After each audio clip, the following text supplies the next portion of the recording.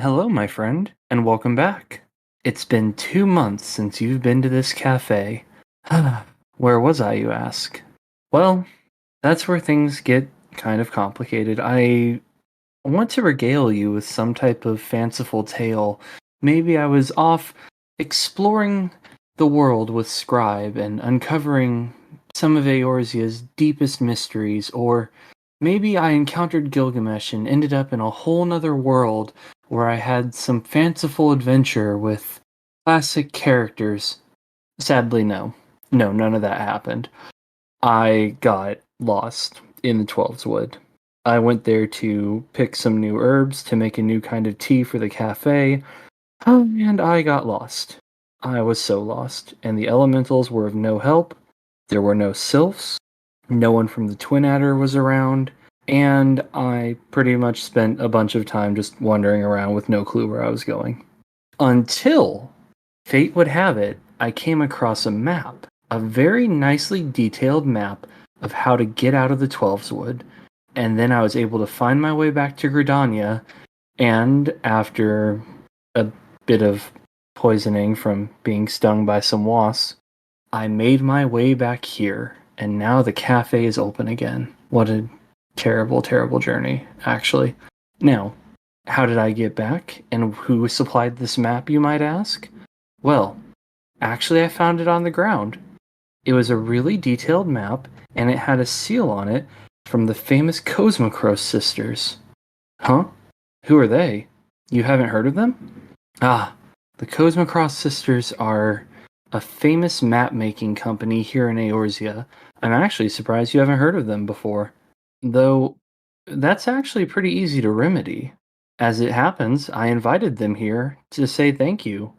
Without their map, I never would have made it back. They should be arriving any minute now.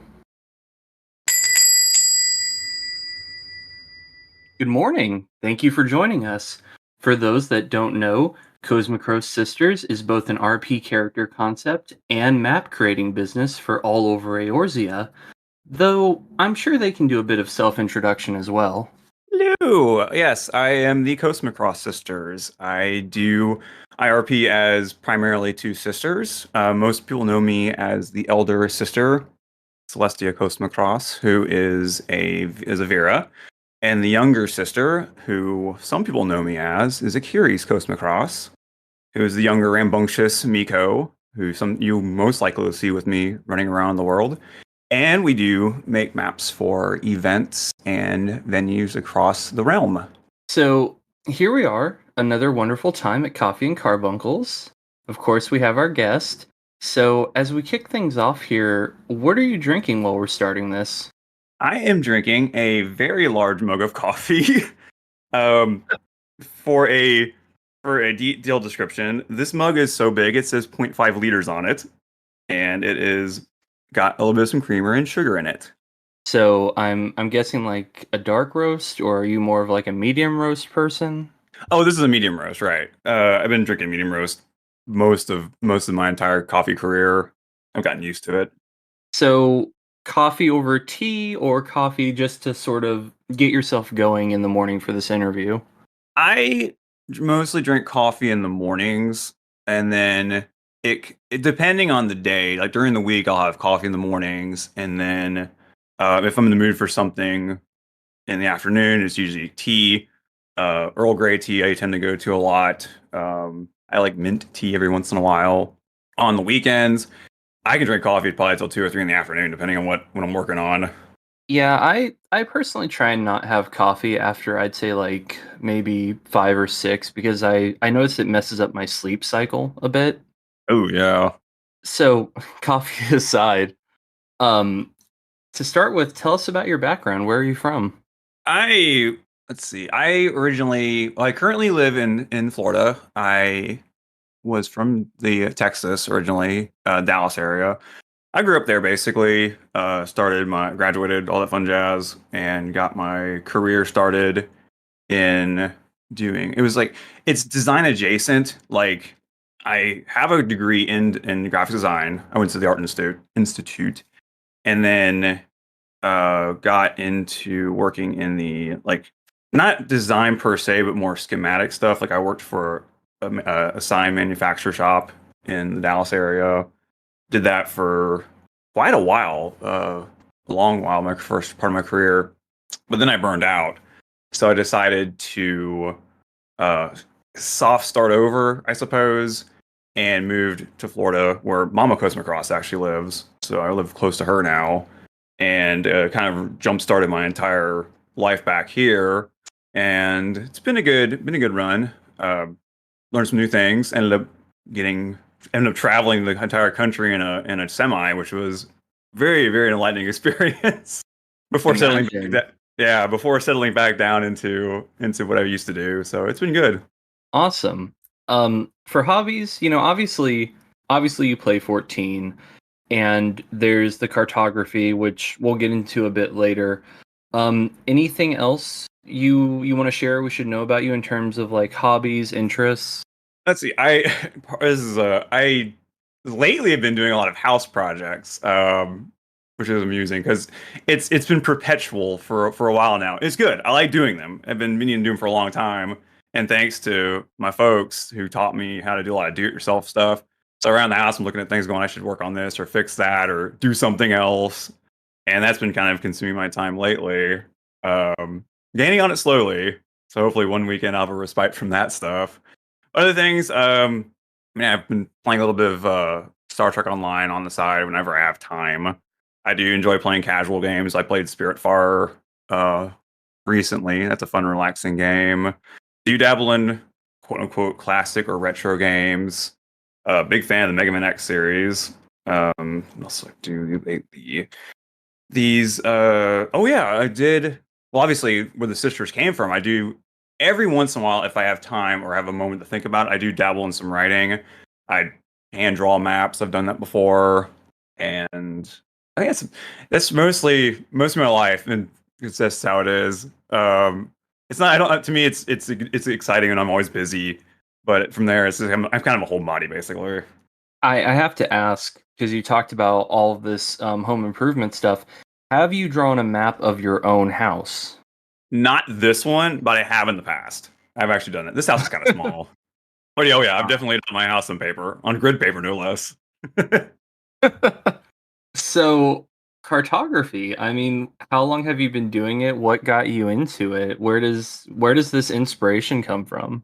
It's a long time ago. Long time ago. I think I was really young when I first got into it. And it was between my grandmother, because she was a really big classic art person, so she would show me maps of like ancient Greece and some schematics. She has some really cool books. They weren't maps per se, but they were showing ruins, and then there was like a clear page that would show the artist's rendition of what it looked like back then. So you could actually Oh, flip the that's two and see awesome. it. Yeah, they were really neat books, and they did have some maps in there too. So between that and my folks had, I still have this book actually. It was the National Geographic Atlas of the World, where like each page has super intricate details of the entire planet in there, like every region, every geography area. I think some had road maps too. It had the trenches in the ocean. So it was a really cool book. And there was another one I had that I think my brother inherited. I don't think I have that one anymore. And it was a space atlas. Showed the solar system. It showed um, like the Big Bang, and then the current life of the universe. It showed all the planets and all their geographies. Well, as best as it could. It's a bit of an older book. And then from there, I was given, which I still have. I don't know who made the thing. It's so old. It was a like a jigsaw puzzle of the United States, and it was made of this like neat foam stuff. And you can actually pull all the little parts of the country out and read all the information on the back of them and all that stuff. So on an early age, basically, I was introduced to it and just fell in love with it. And then I carried it through like all even my work technically doing the drawings was that way. And then actually I had a chance early in my career to do maps for like more fun maps for campuses, like hospital campuses, to get people around and know where they are and the locations and things. So it actually became a commercial skill, which I was really ecstatic about. I did do back in that time area. I drew an early Vanadiel as well, and that was a lot of fun. That was my big first project. So that kind of was like cascading along with the commercial stuff too. And I just kept looking at maps. I mean, I still look at maps when I see a book the Middle Earth or Lord of the Rings, or the same. That's the same sort of stuff. What's the other one? Westeros. So when I see those kind of maps or see books that have maps in them, like these are really pretty because they're gorgeous maps. They're so detailed and they have so many cool little things on them. It's just like, oh, I was hearing the story. It's great. I love this. And it just kept escalating. And I finally started when I started writing my own stories, drew out my world, as intricate as that as well. And there's other video game maps too. So yeah, I could ramble about this forever. Basically, for my entire life, I've always been paralleling with maps and their intricacies, and I've just enjoyed them. They're just really cool maps, things to look at. So this isn't just like a role play gimmick for you. This is core part of who you are and part of your upbringing. Oh yes, yes, definitely. I would definitely say that. That's awesome. And I heard you mention Vanadil, so I'm guessing you have a background with 11, sorry. I Yeah, almost said 14. Habit. I do. Yes, I 11. I played back in. Oh, so I started playing it in college. So that was 04, and retired from Final Fantasy XI in 08. And that was because career shifting and I was just getting busier and I didn't have much time to play as I used to. And that was where Akiri showed up. That was her original incarnation, which for folks who just to get some clarity on that, Akiri's nickname is the little one for a couple of reasons. One is her age, and also because she's the youngest sister.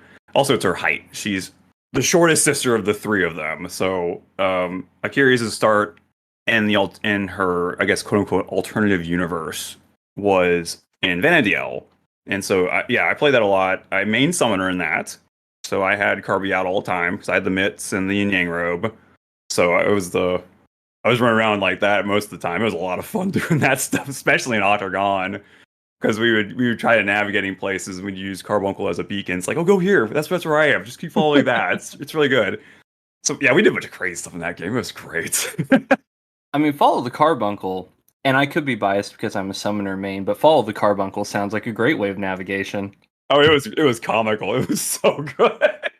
Because we would go through areas where I mean, you have a full alliance of your Fs or LS back then, trying to go through places because we were trying to cut time down because people have time constraints. So since Carby was no aggro, what we would do is everyone would just sneak viz, and I kind of knew where I was going. So that was just like, okay, just follow the Carby, we'll get there, everything will be fine. So we literally had everybody follow Carbuncle all the way through certain areas. It was so funny just seeing nobody but just this walking Carbuncle go through a zone. It was really comical. But it helped us. We got through it. It saved us a lot of time getting to places, and we, got more stuff done doing so. There was one assault. It was in Ottergon that this was a funny story. In Ottergon, there's something called assaults, which was kind of like, how to describe it in 14. It's kind of like an instance. I guess the best way to describe it is an instance, but it has like instances with objectives. So certain ones you did different things in them, and one of them was you had to avoid mobs that could hear you.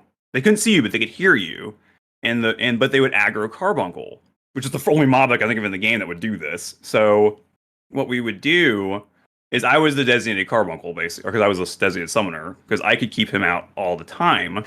And so what they would do is I would go and run around this circuit and making sure the mobs. I basically made Carbuncle tank while everybody else had to do the objective, because the objective was not to kill the mobs. It was basically to avoid them. So that became a really amusing gauntlet for that one mission. I got a chance to do that. It was a lot of fun too. And for those listening, I want to go ahead and point out that here at episode 7, we finally have an interview that has focused on both coffee and carbuncles. You're welcome. Yeah, I love Carbuncle. Carbuncle is wonderful. Carbuncle, is, and I don't know, I may have said this on a previous episode. Carbuncle's the reason that I played 14 because a friend showed me a list of classes, and I'll never forget one of the pictures was this woman with a carbuncle, and I was like, so is that art or like is there an actual pet class in this game? And my friend was like, yeah, that's an Arcanist. They get a carbuncle as a pet. I was like, sold. All right, sign up Yes. for my day. That's kind of how I got into 11 because my brother was playing at the time and I saw a Carbuncle and I was like, I want to play this. How do you get Carbuncle? Because I remember Carbuncle from 8, no less. Yeah, exactly. I loved Exactly. and I fell in love with Carbuncle in 8 because as soon as I saw because I didn't know what Carbuncle was at that point. I was like, what's this dude? And it said what was it called? Ruby something? I forgot the name of the attack. And that little adorable Carbuncle comes out of the ground. And I was like, I want to hug you. You're adorable. I think we just bonded. Yeah. Okay. Okay. Final Fantasy VIII and Final Fantasy XI aside, what brings you to 14 then? Was it also Carbuncle? Now, here's the funnier part about that. When I retired from 11, I flat out refused to look at 14. Like flat out refused because I was Really? so yeah, I was so nervous to get so involved in the 14 like I did 11 and I didn't want to do it again. And at the same around the same time, my friend was well, not the same time, a little bit earlier, I suppose. My friend was playing Legacy, and he showed me Legacy, and I was just like, I have feelings about this. And mind you, by this point, I was playing World of Warcraft. I jumped over there to play that and get some more like relaxing timings. I didn't play it very aggressively. I just decided to play and do quests and hang out and do fun stuff there. And I did that much more casually while playing other games at the same time. So he showed me Legacy, and I didn't like it at all. It was not good. And then the whole thing with it being relaunched and all that jazz happened. And I just kind of ignored it for a while. I just kept ignoring it. I just didn't really think much of it. But then fast forward, I was driving somewhere in the United States one day on my truck playing Battle for Azeroth, and I was like, this is not fun. I'm going to go like take a break and then see what's going on in the world. At the same time, on Twitter, I had some friends or people I was following were mentioning 14 again, and this is late Stormblood, so we're talking I think patch 4.2 just came out. So they were talking about it, and it looked kind of neat. And I was like, okay, why not? Let's give it a go. So on my way home on the truck, I started downloading 14 on my laptop to give it a try, and then that's when I brought back Akiri's in her third incarnation because her second incarnation was in Wildstar, but that was very short lived. So this is her third incarnation, and rolled a summoner. Actually, it was well, I guess it was Arcanist at the time because I was going to play a Scholar because it looked kind of neat as a healing class. And so down started playing that, started in Limsa, and just fell in love with the game. I mean, it was a nostalgia trip for me. I was just like, I know these mobs. I remember you guys from 11. And it's so pretty. This is great. I was just frolicking around Lost Notes, just going, this is so pretty. I love it. I yeah, yeah, that's pretty similar to my start in 14 as well. It's so pretty. It's beautiful. It's so beautiful. So you decided to play 14 finally, and you're getting into it. You're starting a little late. I mean, Stormblood isn't too bad, second expansion. So tell us about your journey in Eorzea. How did that go? Did you meet any neat people? How did meeting your free company go? Early on, I stayed to myself. I stayed mostly solo. Mind you, this is before the sisters were a thing. So it was just a curious. She was just running around, frolicking. I was doing a lot of Fate. I say we. I don't perceive myself as a Curies. I perceive myself as Celestia. So sometimes I'll talk about her in third person because I'm just like it's a disconnect for a few reasons because of the character stuff. But so I was going around the game and I was just staying to myself, played Fates. Once I discovered the Gold Saucer, which I just squeezed so much when I got to that place. I was like, oh gosh, it's just like 7. This is so cool. Yeah, I had a lot of gushing moments in this game. So I played a lot of Triple Triad at the beginning. So every time I saw the card exclamation point, I was like, "Ooh, what do you got? Let's go play you. See what happens." With this like level 2 or 3 deck, so it was comical at first, just like getting just annihilated until I got some cards, and I kept going and going. It was a lot of fun. So yeah, I kept going. I kept frolicking around. Um, I leveled Arcanist. I got Scholar unlocked and Summoner unlocked. Kept with Scholar for a little bit, but remember this is back in Stormblood, so it was to me it was a little bit confusing at a certain point. It was just like, wait, I do what with what, and do wait, huh? And I was like, okay, I'm going to think for a second because you could change jobs. So I went and started over as a white mage and leveled that up to about where I was with Scholar and fell in love with white mage again. Because in 11, you basically are a summoner white mage. I mean, because your end pool is just ridiculously chonked to do a billion cure threes. Well, mind you, back when the level cap was 75, I'm not sure what it is now. I'm not sure what cure you can do nowadays because they've changed it so much. So I was like, okay, it's a sidestep, so I could do this, and I had fun. I enjoyed White Mage a lot, and every once in a while remember to actually use lilies because I kept using cures.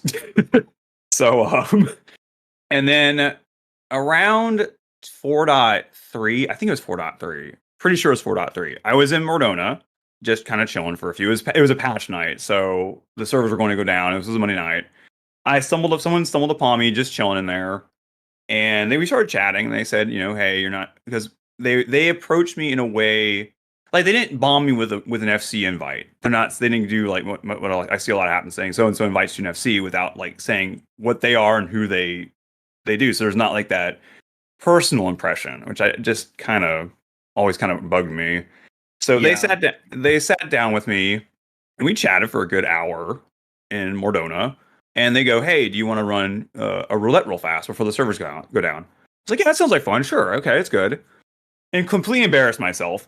By the way, casting Medica instead of Cure 2 on your main tank sometimes is not a good idea, especially if you're not paying attention. So And my this first was impre- before the aggro changes, so yeah, it was pretty bad back then. Oh yeah, so their first impression of me was killing the entire party on the first pull, so that was good. So after that mishap, it went fine. We had fun. We did I think 2 roulettes. We did trials and leveling roulette, and it was a lower level one. My brain's not functioning. What that was called? I used to run all the time for travel tales. Elkin Mailer. Then we got the MSQ 50 trial for the trials one. That was a lot of fun too. So then we chatted, and they finally, before the servers went down, they said, "Would you like to join us?" And I was like, "Yeah, sure. This sounds good. Y'all are great, and yeah, I'll come hang out with y'all." So I got into my first and only FC uh before I made my FC, the Eorzea Cartographers, and I was with them quite a while, a year and a half or so, give or take. And then during all that time, that's when the sisters became a thing officially, and I got into more of the RP spectrum and started my in game cartography career at that point. So now that we've brought them up quite a bit, tell us about your characters. I want to hear about your main character in 14, but also your roleplay characters. Because I noticed that on a lot of advertising that you do, I see 2 characters, but earlier you did bring up a third sister. So tell me all about them. Okay, I'm gonna go in the order of the order of origination. That might make things a little bit more fluid. So originally, way back when, because Aiki turns 20 years old in June. She'll be 20 years old in real life. That's when I made her. Was 2003 is her birthday. Um, and she was the first. She was the first of what would be the trio of sisters.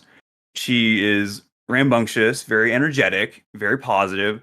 She sees good in everybody, even if you're a villain. So even Xenos, she saw good in, but even though at the end she had to. I'm gonna go ahead and ask Hal real quick. What's that? Um, what good in Xenos exactly? Fair point. Yes, Aiki just has that. She just has that kind of spectrum in people, no matter who it is. So this is how she is. Um, her personality is just bubbly. She's really energetic, but she also has an interesting way of talking, and it's hard to describe it. If you've met her, you've more than likely heard her talk. She adds letters. She has suffixes to words. There's a rhythm to how she says things. It's not Icon has language, but it's that's the best way I can describe it. It's not that, but it's kind of similar. Like sometimes she'll say like instead of saying halved, she'll say like has it, or she never says the, she always says the. And then like the famous term I used to say was the awesome Z's, and she says that a lot. Which had extra letters and stuff to that too. But and she's been that way from the beginning. For the most part, her character has been very much not static because it has evolved a little bit over the time. She's also, in terms of original lore, she is the most powerful sister out of all of them, which is scary because she's a black mage. So be careful of those fire force folks. It might be misdirected sometime. So we actually make that joke a few times too. But no, she's always been that lighthearted character. But I always wanted her to have a sister. So fast forward 10 years later, and I was like thinking about it one day, and I was like, okay, I think it's time to introduce her sister. Now, not 10 years later. That's silly. I'm sorry. I got to go backwards. Fast forward about 5 years later. This is the sister I keep kind of I'm not neglecting her. I promise you. It's that I don't think about her as much because she's not in the main limelight of a lot of my stories. Is the second sister is my quote unquote twin, or older or younger depending on the day of the week. I've not decided yet if they're twins or if they're actual siblings of different ages. And that is the second sister I created. Her name is Terestia, and nickname is Tess. That her little sister gave her by accident one morning, which is kind of a cute story. Basically, one morning when Aiki was really young, she missaid Terestia's name and said Tess, and so Terestia's like that. Okay, we'll go with that. We'll go with Tess. So her nickname became Tess, basically. So Tess was the second sister that came out. Her origination is World of Warcraft. That was Burning Crusade, and played her mained her through the entire lifespan of World of Warcraft as a warlock.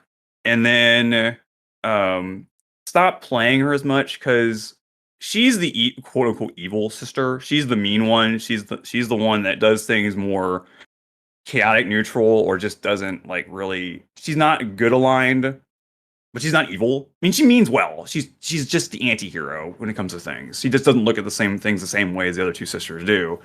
And I just can't role play like that much. It's just too hard for me to do it. It's just too mean to do, basically.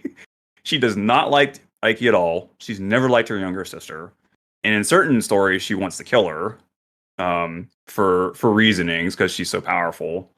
She's the second most powerful of the three sisters. And then we finally get to the one I relate to the most, which is Celestia, which is the other older sister, who is more calm and collected. She keeps her cool. She's good. She's kind of like me, but more like a lot more.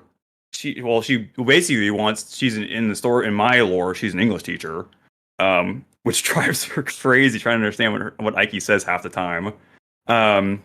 But she's more calm and has that kind of cool personality and doesn't let things get to her that much, and tries to find a peaceful resolution over a more raw kind of one whenever possible. But and then I created her specifically. Well, no, she had a very small stint in Guild Wars and in WoW, but she's now the main central point in 14 is her. And that happened because of when I got into RP, that whole adventure began, basically. What class is she? Oh, she's Black Mage too, primarily. Okay. So obviously we don't have a cartographer class in 14. You said that you tend to prefer Black Mage for your characters. Is Is there any lore reason behind that, or is Black Mage just personally the class you have a lot of fun playing? Black Mage is my favorite class to play as. For RP, if I if I remember to, is typically Scholar or Summoner because of the book. So that way, like if I'm out and about or doing something that is related to Eorzea cartographers, I can use the book as like I'm scribing something down or making notes in it, saying I'm doing something right now to show that kind of immersion into what I'm doing. So I would say those two would be the primary two if I remember to do it. I do have a uniform too that goes with it as well. Oh, neat. So, trying to think of how to say this. When what really started roleplay for you? When did you get into roleplay in 14? Did you do roleplaying in WoW and 11 and then it just carried over? Or is this a pretty new thing for you? I dabbled in it in 11, um, and that's how Aiki kind of got her base point for 14. That's why it was so easy to just bring her into 14 because I had a base point and a structure for her already. WoW, no, I did not RP on WoW. I just played WoW and enjoyed it. Well, up to a point, I enjoyed it. Um, when I got to 14, now that's how I got into RP is actually kind of interesting because it was I just finished Shadowbringers. Like this is right after 5.1 came out. So I just finished doing the near rate a billion times because I wanted the glam. And it was in the FC I was in, and somebody in there was a role player, and they shouted out saying, or not shout out, they said in the FC chat, "Hey, this winter market's going on. Would you want to go?" And a few of us, I was busy. I didn't respond. I was in Ilmeg doing something. I forgot what. And a few folks in the FC chat were reacting, saying, "We'll check it out if we have time." And I was like, that sounds like fun. Go check it out. So I went to the 2019 Winter Market, and I had a blast. That was so much fun, and that sprungboard me into the journey of Ioka and how my character became solidified as my main character and as well as my main RP character was just that one winter market. And it was a few more things afterwards that were RP related. Like I went to a tarot card event, and that night, that was the night that clicked. That was how I created Celestia's for actual RP stuff. Was that one night at the tarot event because we sat there. I have a friend. I still talk to her. She's great. I love her. She does tarot. She does tarot readings, and then it was her FC's event, I believe. So we went to her FC's house, which I did map. That was an old map. That was an ancient map. And we went there, and since you're waiting around with to do the readings, you don't go all at the same time. That would be absurd. So we were in the basement, like the little staging area. Some folks were performing, so it was a nice welcoming atmosphere. And a few of her friends showed up that I knew one or two of them at the time, not very well. I know them a lot better now. And we started chatting, and I started developing right then her personality, like all of it. It just magically clicked. I was like, "Oh my goodness, I just had a revelation. This is her. This is how she's going to be." And it was so neat because people started playing off her and were like rebounding how I was reacting, and it was really cool. It was just one of the most memorable nights I had early on doing roleplay as Celestia. I was I was so happy. It looked so cool. And that's something that I don't feel gets mentioned enough. And I think it's good that we can bring this up, is that if you want to do role play, even just like light role play, stick your foot in the water. If you go to one of these organized player events, it's a great opportunity to just casually try a bit of role play. Your character ends up getting fleshed out because, as opposed to you making up everything for your character, you're able to make up stuff for your character as well as go off of stuff other people have made for their characters. And just kind of through the course of conversation, everyone's characters end up getting fleshed out because Oh you're yeah, yeah. finally in these new situations, new interactions, and it's a natural kind of character and lore and sometimes even world building process. Yeah, definitely. I definitely agree. Anyone out there, if you, I fully agree. Go to one, just dabble in it. You don't have to get super if you don't want to. I mean, go to one of the events, dip your toes into it. You will have a blast. I promise you, you will have a fun time, and you will even if you do a little bit. You don't have to do it the whole time either. I mean, I'm always in character. So is Ike. So, but yeah, definitely go to one. I highly recommend it if you just have any inquiry. If you're just curious about it, go check it out. It's so much fun. It's such a blast to do.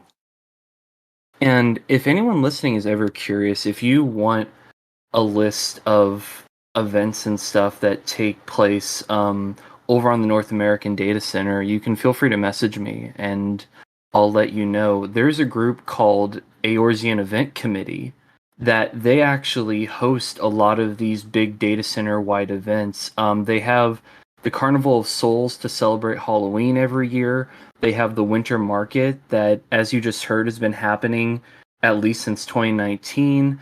I don't know how far back the winter market actually goes, and I'm sure a few members of the committee are listening to this right now going, "We can tell you." Um, but they're all lovely people and they host amazing events, and I would definitely recommend checking that out. Actually, one of the leaders of the committee, one of their coordinators, is going to be on a future episode of this podcast, and we're going to get into that. So you can definitely look forward to that. That'd be exciting.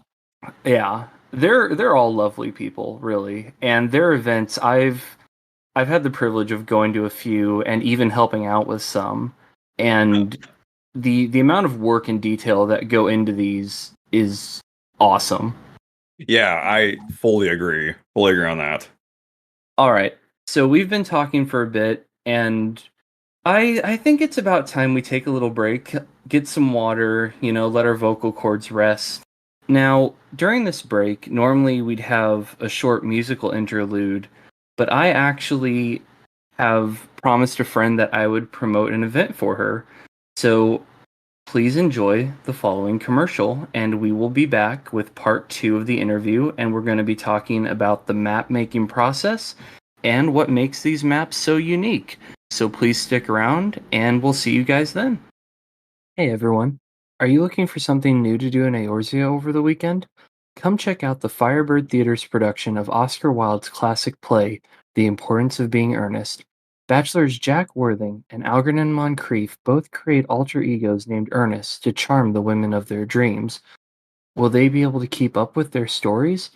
Who really is Ernest? And what does a large handbag have to do with any of this? Find out in this witty, charming comedy. Showtimes are Saturday, May 6th at 7 p.m. Eastern, Sunday, May 7th at 2 p.m. Eastern, Friday, May 12th at 8 p.m. Eastern, Saturday, May 13th at 7 p.m. Eastern, Saturday, May 20th at 7 p.m. Eastern, and Sunday, May 21st at 2 p.m. and 7 p.m. Eastern. Be sure to line up early. Doors open 15 minutes before the show starts, and admission is free. The Firebird Theater is located at Imperium Ward 6, Plot 60 on Ferry Ether Data Center. My wonderful guest has also provided a map to the venue, and that map will be marked as Map 1 in my show notes. Hope to see you there. All right, everyone, welcome back to the second half of my interview with the Kosmikros Sisters. So, making maps isn't just a casual thing or a roleplay element you bring up. It's an you've made it a brand. It's a thing you do as a niche in 14. So, when did making maps for people as opposed to yourself get started? This happened. When did this happen? I'm trying to pinpoint when and where in my timeline this happened. I believe it started happening. I didn't do it much. Now, mind you, obviously for my job, I needed to do some of them, but for like friends or other folks, that started, I believe, right after I made redrew the Venediel map. I believe that's when it started because my friend saw that and they thought it was really cool. And then another friend asked me, "Hey, would you want to do, our mutual friends fantasy map as a poster?" And I thought about it and I said, "Okay, yeah, I could do that. That sounds like fun." So what she handed me was our friend's like thumbnail. So it was literally a thumbnail. The size it was like a 1 inch by 1 inch scribble of three little I think it's three little continents. And I looked at it going, so then it took me a while, and this took me a long time. We're talking, I believe it took me a month to do this project. Mind you, between work and other things going on, it wasn't like a solid, scribble, scribble, scribble for a month worth of work. But it took me about a month span to do it.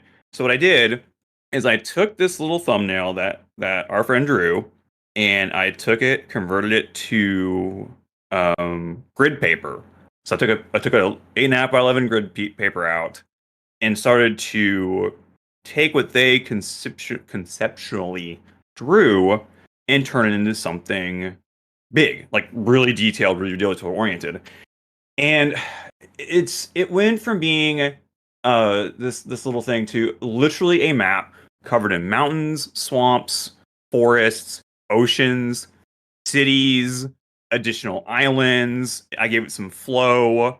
So if you're like familiar with the Venedial map, where kind of like the middle lands have that collective flow feel to it, it doesn't feel like a bunch of jigsaw puzzles on a board sort of feel. Like they collectively belong. That's what I did with this. And then I started naming everything. Oh, well, they had some names, but I added some other names to it as well. Positioned them, gave them some more information. And then I finally got to the point where it was colored. I colorized it. I did some digital texturing to it.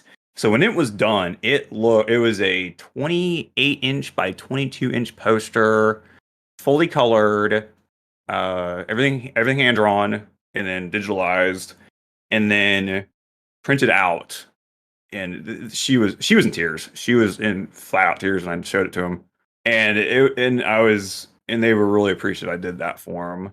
So that was the first one I did, and then a couple years later, the friend who asked for, it was kind of a trade-off. So the other friend comes a couple of years later and says, "Would you do this for our mutual friend too?"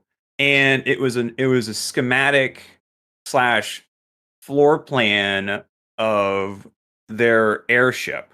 And I loved this airship, by the way.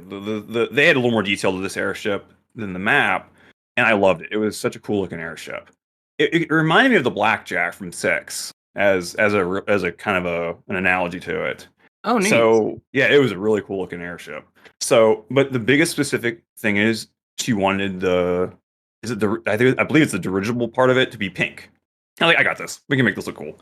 So I actually spent not as much time because there's a little less detail requirements on this, but I built out the decks on the gondola, each floor, spelling out what was in those places and what was there, and then drew out every orientation of the airship: the front, the back, the sides, the top, and then all the decks on the actual gondola part itself. And this ended up being 2 by 3, 2 feet by 3 feet in size when it was done. And same thing, detailed, textured, all the fun digital jazz to make it look really like a scroll basically when it was done. And I forgot if I named it or not. I can't remember if I did or not. I actually kind of sort of used the logo they designed too as an emblem on it as well. And they loved that as well. They really appreciated that one too. So that was the second time. And then from there onwards, I did my world map after that. I've never digitalized mine. Mine's still a sketch because I haven't had time to do it basically. And then after that, I just did more commercial map designs for my job. So that was about 10 or so years ago, I think, when I started doing that. Pretty sure. Yeah. So, in regards to Eorzea, what type of events or people do you make maps for, and what are some of the places that people can see these maps used? Like, what events have you been asked to make maps for? It originally, well, not originally. It's still fairly the same. Most of the time, they are for venues, for houses in residential districts that have been converted to venues. Sometimes I do get asked to do event maps, uh, like out in the open. I've done a couple of those. I did one for Salt and Sanctuary. They do an event near Costa, and I basically drew uh, it's Isle of Endless Summers, I believe, is the location. And they said, this is our exact coordinate where we do this event. Um, would you make a map for it? And I said, sure. So I drew it all out and then put a literal peg, or not peg, a bulletin pin right on the map showing where it is. And then drew like a quasi sticky note, kind of like a ripped piece of parchment, and drew out Costa del Sol and a little thumbnail on the side saying, this is the closest Aetheryte. This is how you get here. Or you can just take the boat. Both, either way, is how you get there, so to speak. That's the main two. Mostly it's events and venues that I'm asked to do maps for. I'm trying to think if I've done any other bigger ones. I did do early on. I did one for a treasure, not a treasure hunting. Yeah, treasure hunting kind of. Yeah, it was more of a seek and find. So, and it required 5 maps. And the way, because it was one that you started in one place, you had to find something there, and then you had to teleport to a completely different location and find place stuff there, and so on and so forth. So, um, for the maps, what I did is showed the perimeter of each event's area's limits. So if you went out of bounds, hey, this is too far, so to speak, something like that. They had folks there, obviously, that were helping guide people as well, saying within this area, but it was a visual guide point to it too. Now, this one was trickier because I actually had to also digitally redraw Eorzea itself to put these maps on, so that way they weren't like floating in something. So I basically redrew Eorzea, and then within that I put these maps in little like quote unquote magnification spots that pointed out where they all are. And that was probably the biggest undertaking so far, but that was a blast to do. And that was fairly early on when I was doing stuff early with RP folks. Um, yeah, I think that's the only two main ones. Every once in a while, I did one for Mikedo's Amphitheater as well for some general events there. So stuff like that, basically. Yeah. So I'm sure there are some people that wonder, we have maps already in Final Fantasy XIV. The dev team releases maps, and we have in-game maps. But you've spoken about drawing borders, about literally having to redraw Eorzea. So tell us what makes your maps unique. How are they different than just, say, taking a screenshot and using paint to go, come here? This actually has been a question that's come up in the past. And early on, you're right, though, because we're basically on the fourth, I call them the generation. So we're on the fourth generation or incarnation of how the maps look. So early on, you're right. I mean, when I first started, my first 2 maps, I call them prototypes, and I actually have them archived in the comically joked The Vault, which is just a running joke, basically. For folks wondering what The Vault is, it's what I jokingly call where all the old maps go, and it's just a disoriented mess, which is just really funny. That if you actually, it's in the actual Eorzea HQ as well. You can go to my private chambers and you can see the vault, and it's just this spooky looking rundown mess everywhere, sort of thing. And if you go to my desk, it's the same thing. It's just a giant mess, which is funny because in real life I'm very organized, like super organized. But when it comes to how I do maps, it's a bit of a hodgepodge of how I've organized things. I got to redo it one day. Yeah, it's a colossally comical mess. So anyway, early on, they were just that. They were basically, screenshot, go here. And I was like, I don't like this. I mean, I don't, this isn't, it wasn't fulfilling. It just was not something I didn't like to do. So like, let me think about this for a sec. And there's another event coming up. There was I believe it was there was a murder mystery coming up for an RP for that. And it was at a big mansion in Lavender Beds. And when I saw it, I was like, you know what? Let me take a swing at drawing this instead of using a game screenshot. So this is where the Gen 1s came out. This is a Gen 1. It wasn't that detailed. I mean, it looked slightly better than a screenshot. I mean, it was cleaner, I suppose, but it wasn't, you didn't have the, a zoom in thing of it. So it was drawn out. They were small. I didn't like them. They were kind of tiny. They didn't scale very well on Twitter or on Discord for that matter, or anywhere you use them. If you're on a phone, it looked fuzzy. And I very quickly went from ones to twos, which is they got big. I mean, this is like 300 resolution detail. I added some more details to them, added some more information.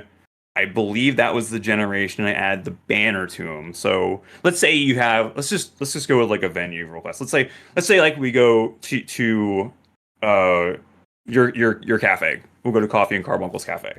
And when you got close to it, wherever residential district it was in, it would have the closest aetheryte, and then an ingress arrow pointing the most optimal route to getting to your cafe.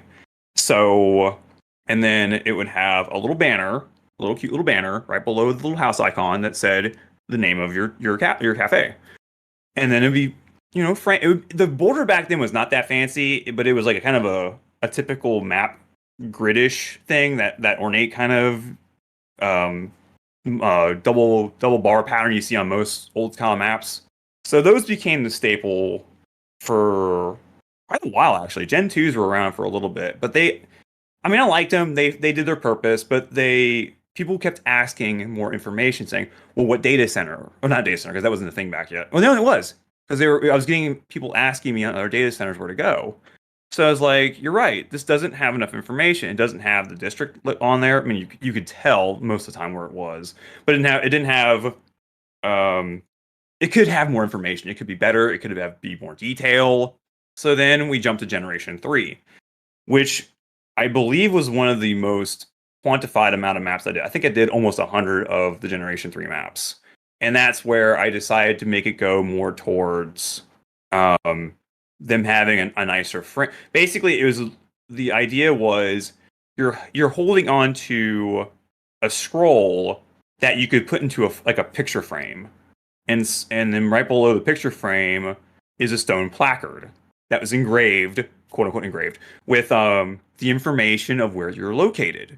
So you'd have your map, you'd have these really nice brass corners on them, and then more detail. I kept adding more detail as we went. All the detail as much as I could, basically.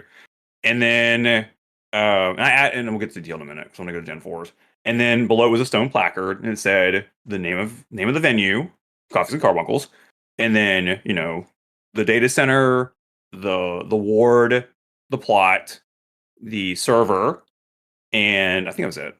Yeah, because then on the map itself, it shows the aetheryte name, the same ingress information, and then the banner got fancier. So now it looks more like a paper banner instead of the original one was really kind of jagged. I didn't like it that much. So I smoothed it out and made it look a lot nicer. And that became the staple for a long time. And those actually, I did so many venues with that one. That had a lot of underneath the belt of it. I did some redos, did a lot of FC places for a lot of friends. This map actually got shouted out a couple of times from some friends. I was approached. I was approached to do it. I did some, but they weren't used. The original LunarCon, I did a couple of maps for that as well, but it was such a big event I couldn't do them all. It was just too much for me to do. But I did do some of those. This is the generation that I did maps for, like Stelazio.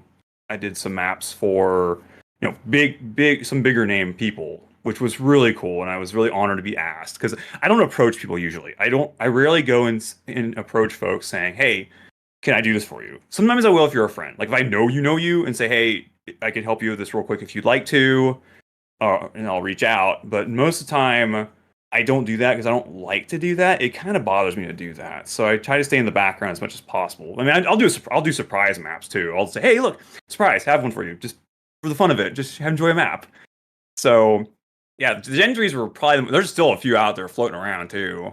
But then after a while, I started to realize something was missing. some character to the maps was missing. So then during the tail end of Shadowbringers leading into Endwalker, I sat down and thought for a minute going, what could I do to make these like evolve again? And now, mind you, this is when they announced Empyrean was going to be a place. And I was like, okay, cool. So I'll go research how to build that, to go research that stuff too. And then I wanted to make each frame unique to the residential district instead of being one general frame. And so I was like, okay, let's see how ornate I can make these, like really, really, really pretty. And so I went and spent, I believe, 6 months over a period amount of time characteristically designing and coloring every single district up into 6.1. Empyrean wasn't out yet, so I put Empyrean at the back end of it. But I wanted to get the first, 4 done before that point, so that way I could start, putting them out. Unfortunately, I had an event pop up. It didn't happen, but it popped up, and I had to create a kind of a hybrid one. So there's one 3.5 floating around, which, well, it's not floating around anymore. It never made it off the ground. But there's one 3.5 I did make before I made Gen 4s. And then when Gen 4s launched, they were very detailed, incredibly detailed of everything. I mean, it had, all the icons redrawn. I redrew all the icons. So they're not the in-game icons anymore. They're actually those they're fancy custom ones. I created new ones. I created a Chocobo one, which Veldrin loved. That Chocobo one for sure. There was I redrew the Aetheryte Plaza icon from scratch, and that thing was a doozy to draw. That was a milestone just drawing that thing alone. It came out really nice. I was very pleased with it. So I did all that, and then redid all the texturings and stuff. So when you look at a Gen 4, what you're looking at is a very incredibly high resolution image. It's printable at 3.5 by 5. So if you have a Nix card lying around, you can print these things out on your Nix card.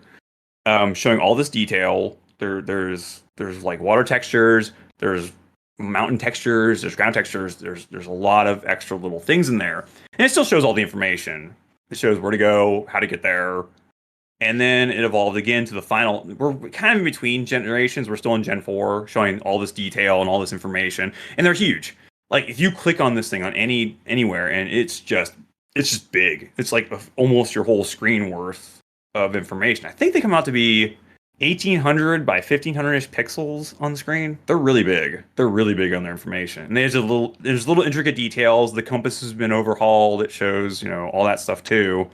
And but it evolved again into I'm capable of actually customizing the frames to tailor to the venues too. So let's say you have a logo and you want your logo on there. So what I'll do is blank out the stone section where the name would go and put the person's logo, and then tailor the frame to be the colors of the venue or the event. Like I did one for All Hallows Eve last year.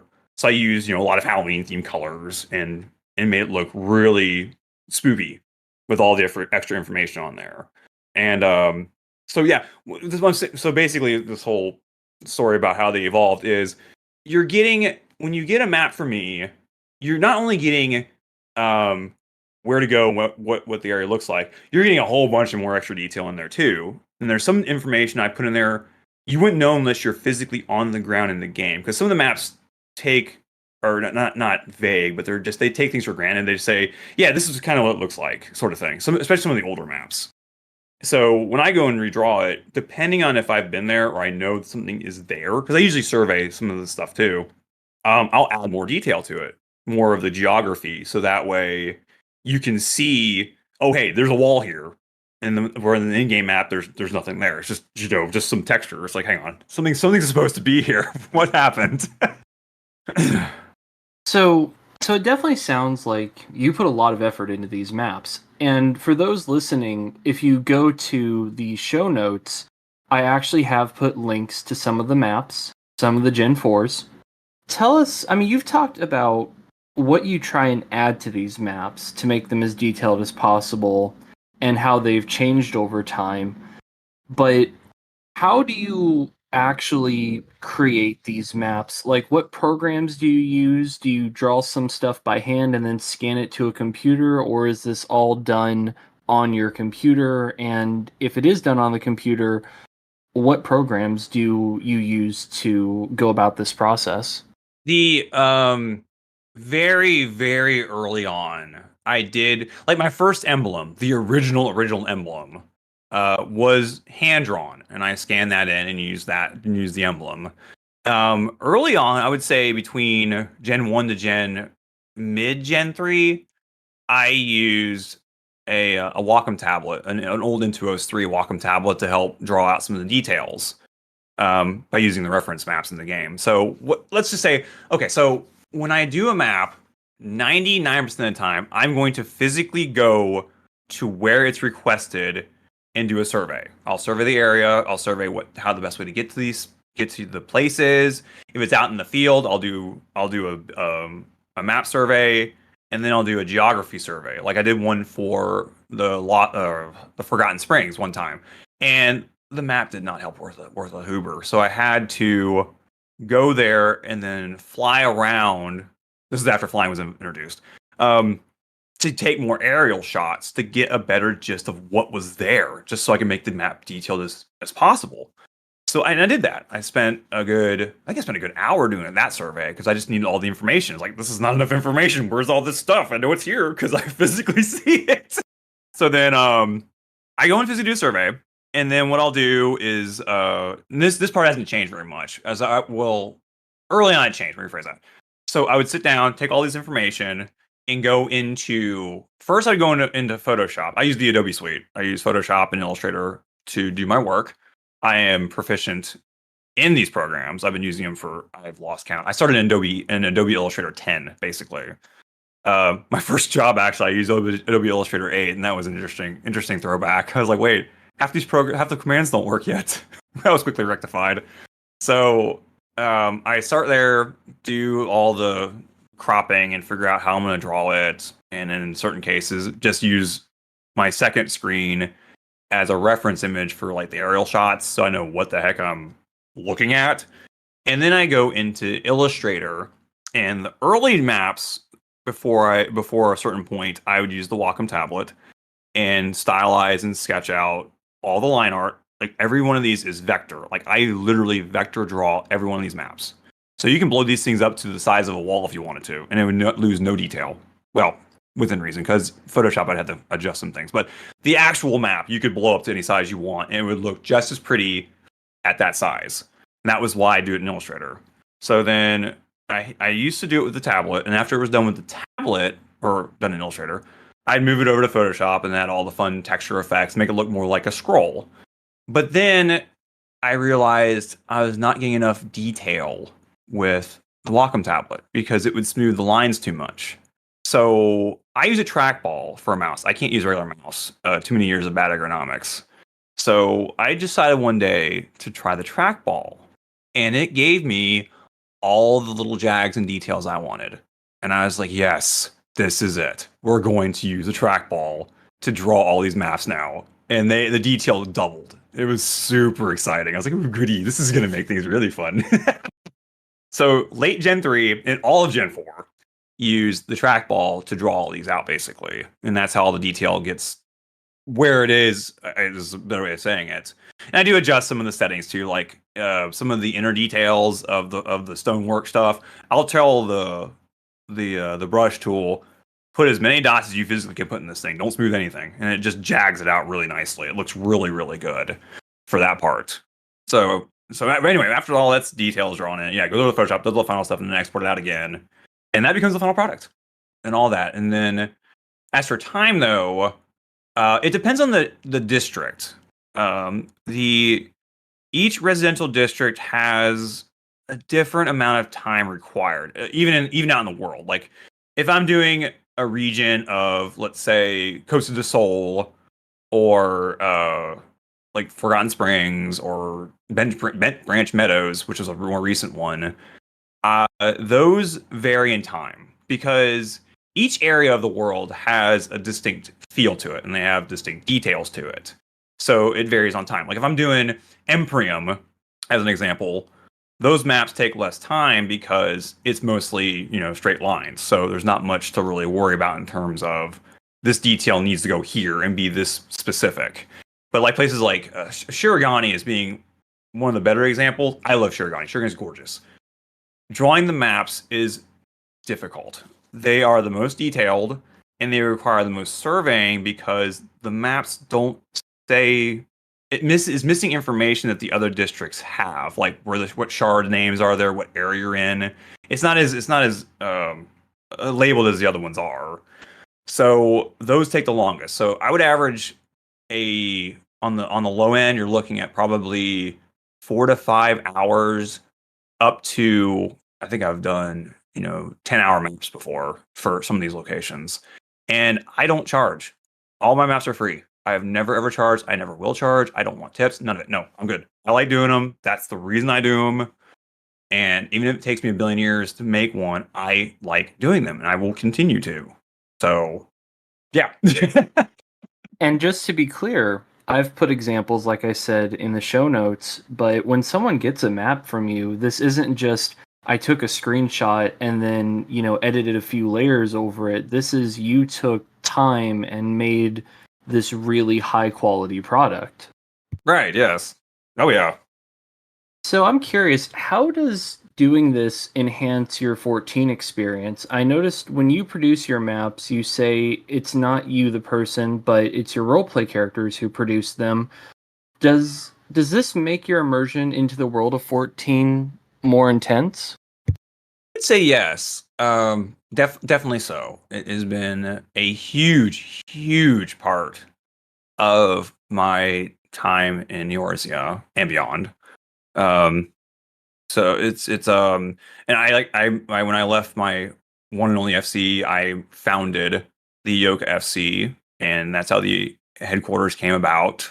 And I put a lot of I put a lot of effort into that as well to keep to make it look basically to have like an actual in game presence of Ioka as being its own thing. So yeah, it's definitely made my experience better. And also the fact that I'm sitting here, because here's the thing: when I got into doing maps originally, like I got invited to, or not invited, I saw an event in a venue. Of course, it's in a venue, an event in a residential district.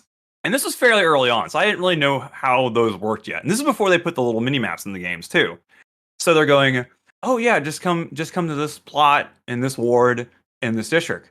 And I looked at it and just was just like, "Wait, where in the what and that? How did you get there?" So what I did is this is how I got into a whole different part of the RP community. I dry ran it just to get the gist of it. And then if I was thinking back in my head going, if I'm having this much trouble personally, I still do. I get lost in districts. And sometimes I have to go to my own maps and go, where am I? Where do I go again? Where is this? Hang on, let me look at my maps. Because I still get lost in those places. It's really funny. I joke with some friends. It's like, I draw maps. I can't read them for worth a hoot sometimes, but I can draw them really good for people. It's like, where am I? Hang on. Where is this place? So, yeah. So I was thinking back in my head going, if I have this much trouble getting through districts or anywhere for that matter, I am certain other people could use the help too. So I started making them to be an additional a tool to help folks get to people's venues and events and shows and all the fun stuff that people put on in the RP community. So that was the whole reasoning, and it's really heartwarming this to hear. I mean, everyone's all hear whispers about it, saying we really appreciate it. And it's really heartwarming. I really like that kind of feedback when I do these.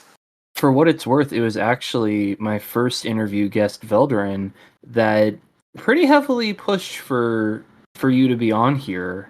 And Velderin had mentioned your maps, and then I got in touch with you, and a few other people over the course of the podcast have been like, it'd be really interesting to know how these maps are made. And so, yeah, I mean, there are definitely a few people, especially within the roleplay community, that I think are going to have a lot of interest in this episode.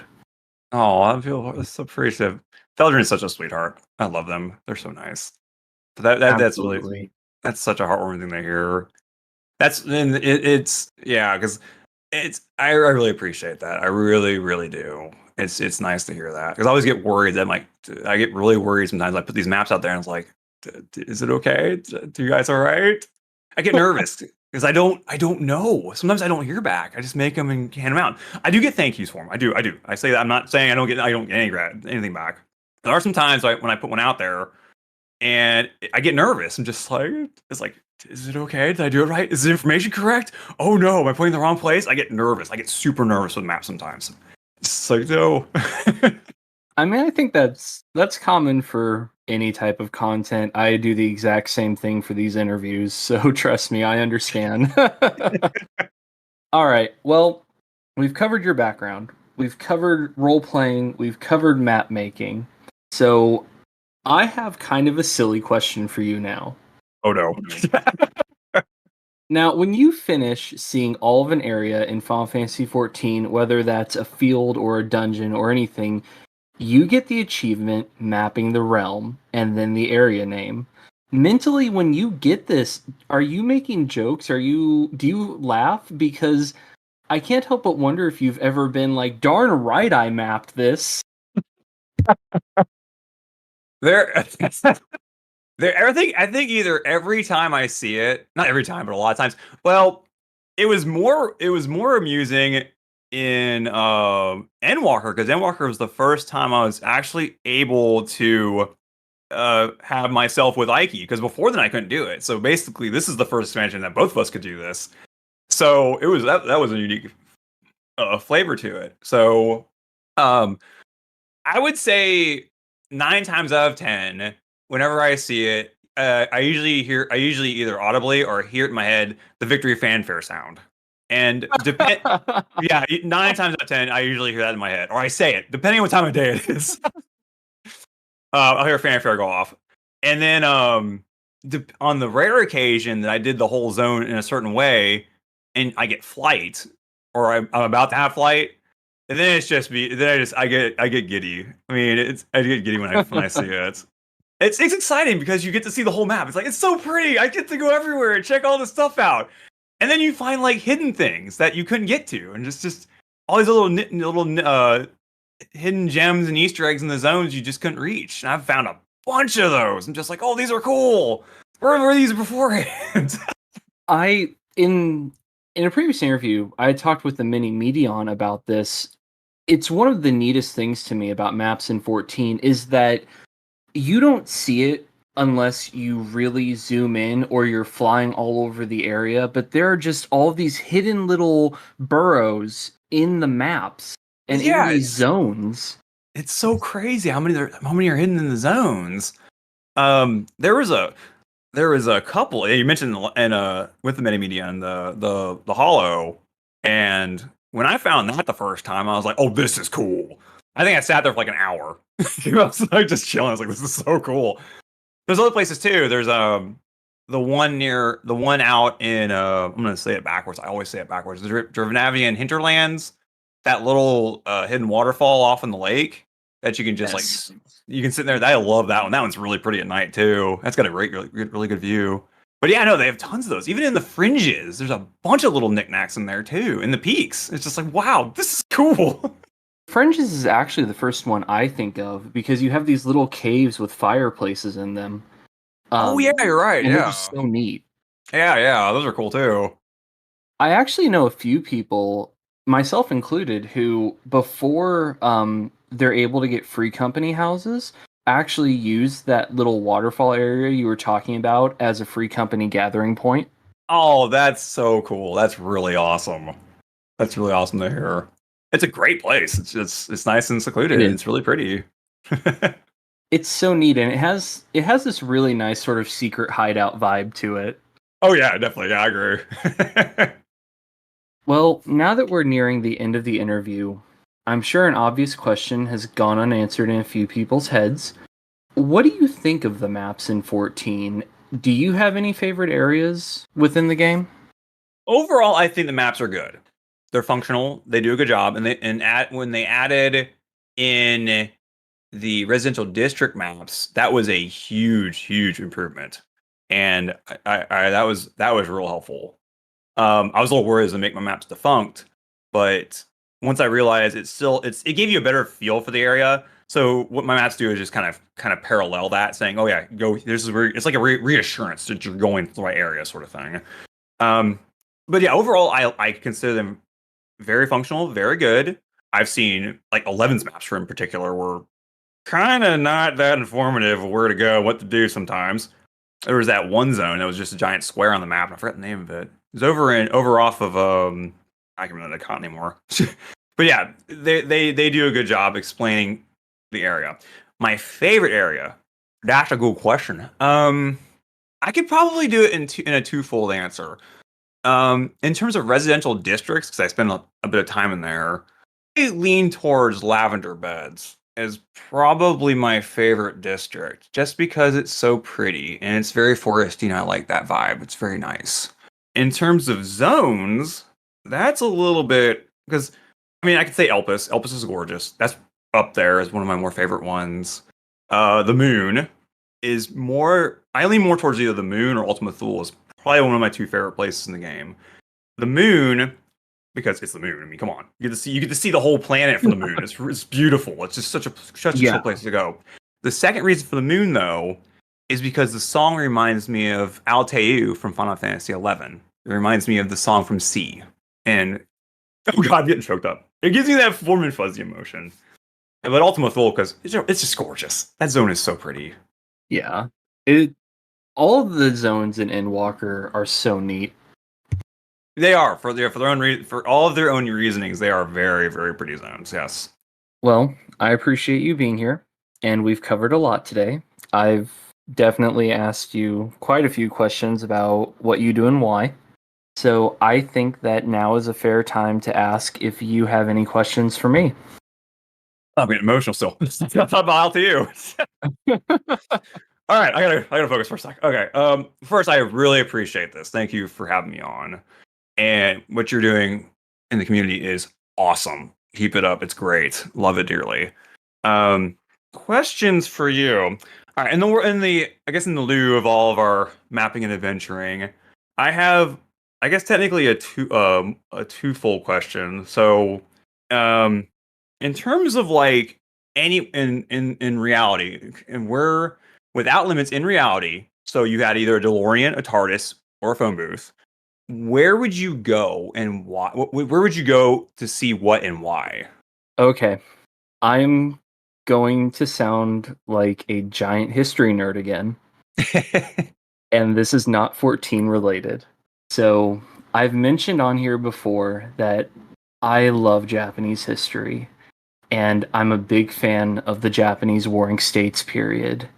Now, Ooh. my favorite clan is called the Azai. And they were a clan that existed on the eastern coast of Japan's central lake, Lake Biwa. The Azai, unfortunately, were destroyed. And that's a whole history lesson that I'm not going to use a 14 podcast to do, but will gladly send someone a like 50-page document about if they ever want it. But their castle was called Odani Castle. And now Odani Castle is gone. It was sieged, it was burnt, it's destroyed. But the ruins of the castle are still there. And they are a preserved cultural heritage site.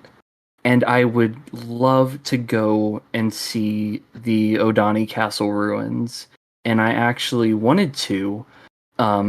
A year or two ago, I was planning out this trip, and then COVID happened, and Japan's borders closed. So I haven't made it there yet.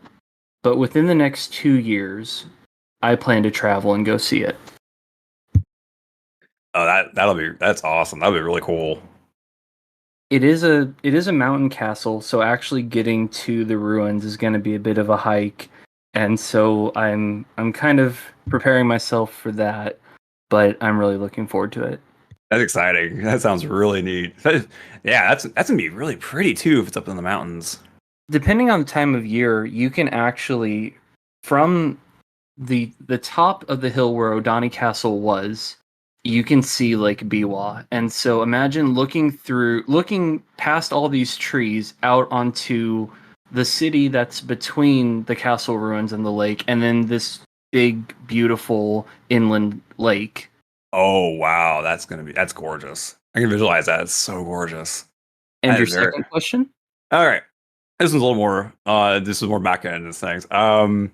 Since both of us adore Carbuncle as our beloved little glowy friend, if let's just say if what is your other favorite summon? Like for whatever blasphemous reason, Carbuncle's not in the game.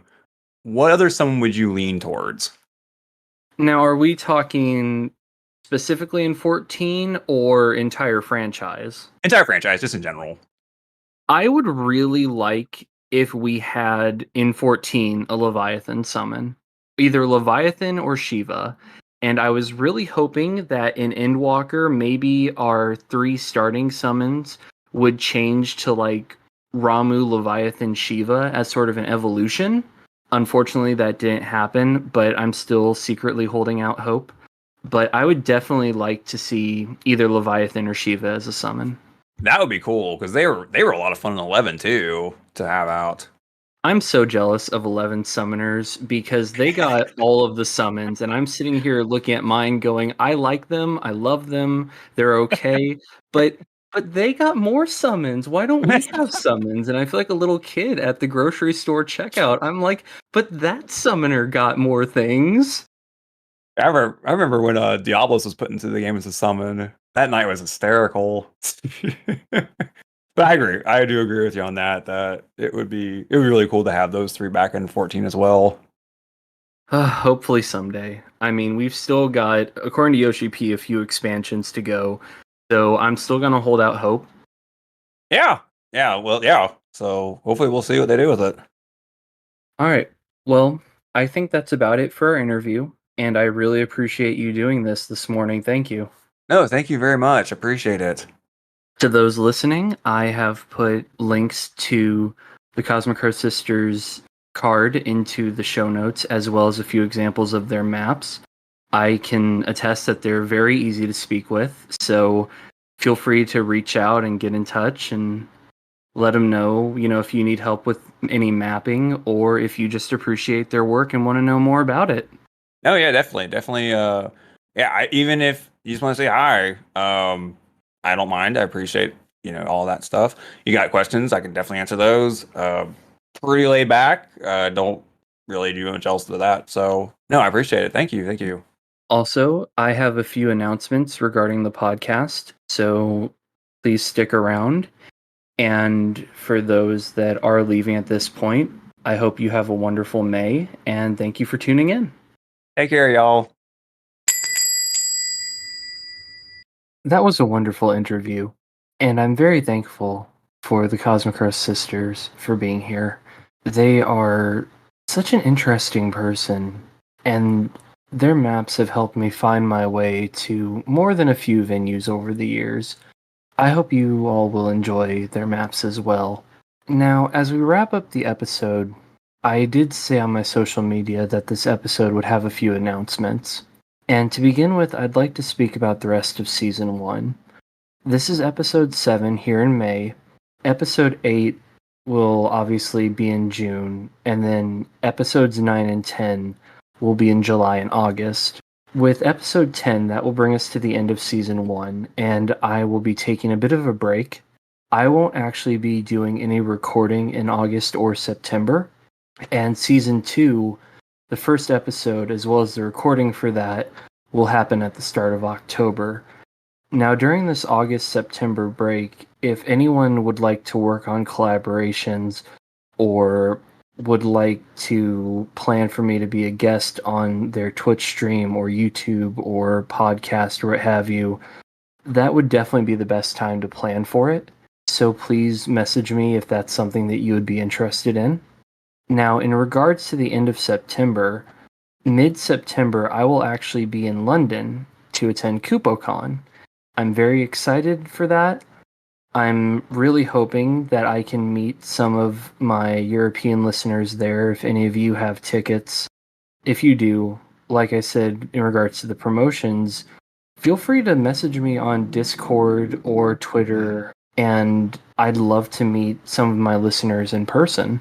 Finally, while we're reaching the end of season 1, I've had a lot of people on the podcast who are native to Adamantoise, Ether Data Center, people that I've either met once or twice, or I know well, or have encountered in the past, and I'd like to expand the scope of this podcast.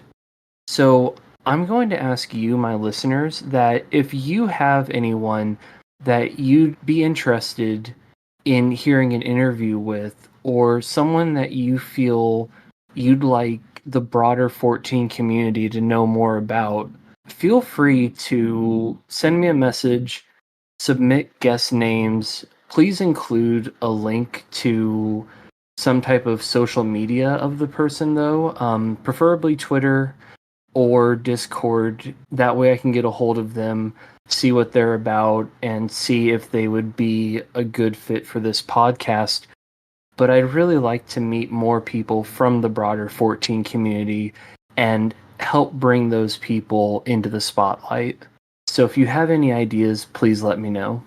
With all that being said, until next episode, I hope you all stay safe, and I'll see you next time with a warm drink and wonderful guests. Take care.